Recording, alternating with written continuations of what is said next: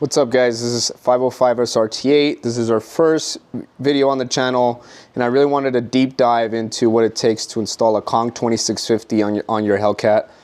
I was one of the first to do a DIY in their garage. I want to say I was the first. I've been talking to Greg from Kong quite a bit back and forth on Instagram about it.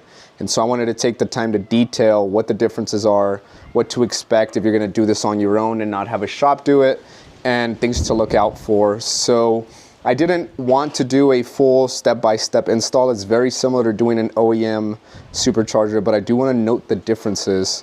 And so I think number one, I want to show the bolts. So on the OEM supercharger, you have a long bolts that essentially go through the lid, through the supercharger body itself and onto the block, and you tighten from up here on the lid. And so those are very easy to do when you're doing an OEM Hellcat supercharger install. But on the Kong, and I'll try to get close here, the bolts are actually right there, really close to where you bolt to the cylinder head. So it's a little bit different. I did have to borrow some tooling from a friend to actually get that torque down there. So much more different, much more difficult to install than a OEM blower. So that's, I think, the major difference when it comes to installing it. When you receive the kit, you will get just the Kong supercharger itself, no intercooler bricks, no lid. You do have to take your old bricks from your OEM supercharger and install them in here. Everything fits up great. It slides right in. So I found it easier to remove the water manifold in the back. When you're first installing them, slide the bricks in and then attach the manifold to the bricks. So just something to look out for there. You will have to use your bricks from your OEM supercharger. I think the next thing I want to detail is the intake setup. So there aren't any intakes available yet, nothing directly from Kong that go with this supercharger. I'm using the Bwoody 5-inch intake, which is 127 millimeters. I bought the Kong supercharger. That's 130 millimeter throttle body. And so that doesn't quite align well exactly with the size, but it's pretty close. It works pretty well. I know there is a 5-inch intake out there from Motorworks, and Motorworks does sell a 130 millimeter intake, sorry.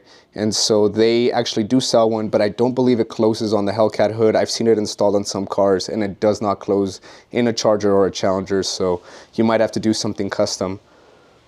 So you'll see here on the intake, it actually doesn't sit, the Bwoody typically mounts and bolts right here. So this doesn't sit where it normally would. This tab usually bolts on your ignition coil here. And it doesn't do that because the Kong supercharger sits more forward. And so you do, you can still install it, it still fits under the hood, but just be aware you won't be securing it there. And your range shield also does not fit because the tube, the bend in the tube is actually not sitting where it normally would on an OEM setup or even a 108 millimeter throttle body setup. And so therefore you can't use the range shield that comes with the Bwoody. So just be aware. Again, this isn't exactly the same size. This is 127 millimeters. You're 130 here, so you're 3 millimeter off. It's not the ideal setup, but it works for me.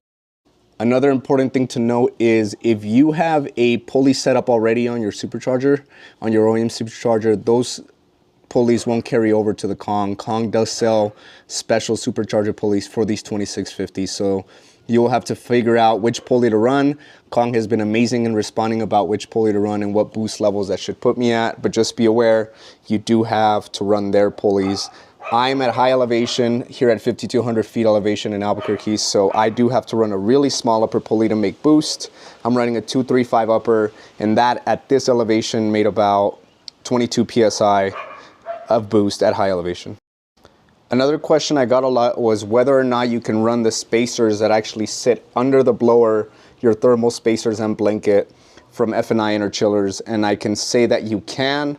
It does clear the strut bar here and it does clear everything else, but the hood doesn't sit perfectly. I'm actually looking to upgrade to a Demon hood so that I have enough clearance to actually close the hood properly. It does take quite a bit of force to push down a little bit and make that hood latch. So I would say if you don't want to have to deal with any of those issues, leave the spacers off. The kit comes with new gaskets anyway, so you can just install it with the new gasket. It's not have to worry.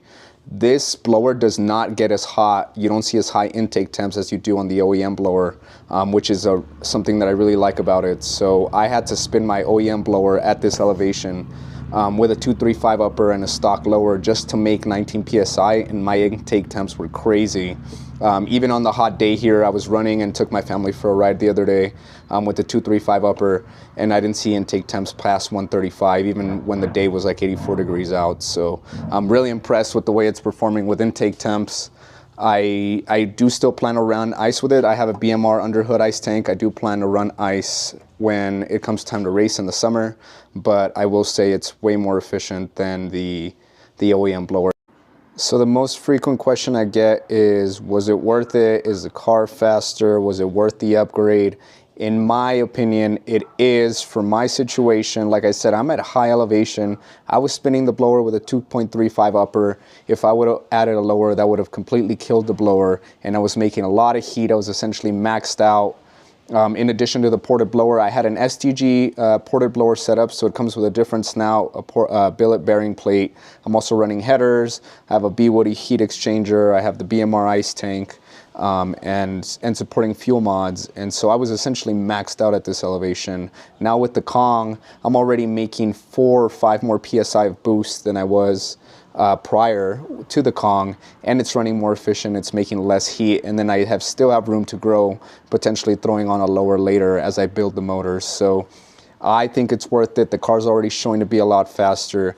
We just got done street tuning it. I street tuned remotely with somebody out of Florida, so we'll get it on a dyno soon and share some numbers. But just wanted to share first look, first impressions, and just what is difference between this and an OEM blower. I'll put a video of me doing a pull at the end of this, and I'll update you guys as we go.